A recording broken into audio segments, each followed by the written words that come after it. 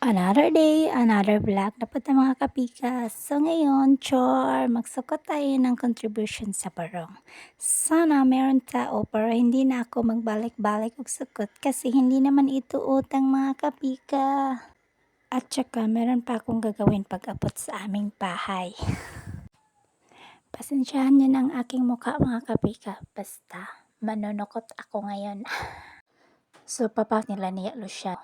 Kailangan mo i-click ang invisible doorbell. Asa mo mangita nga na guys.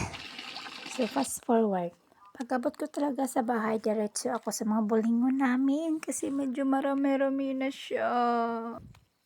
Kung pwede pa lang pagkahumanog suot, itapon na lang kaso pobre pala kami. Wala kaming pambili ng sanina.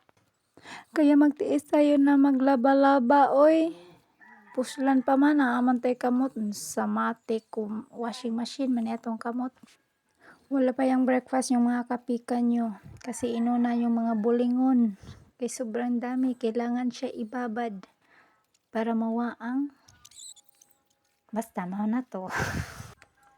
Pero ayun na lang din mo panawi sa kuntiil kay dagha jud na tinagpiso. Basi kinahan mo magpasinsiyo kay akong patibukan.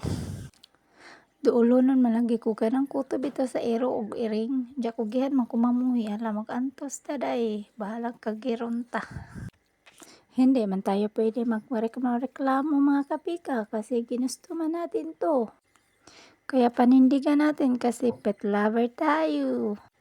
Nakaisip na talaga ako dyan mga kapika nga itapon na lang kasi masakit ng bukton ko. Hindi ko na kaya.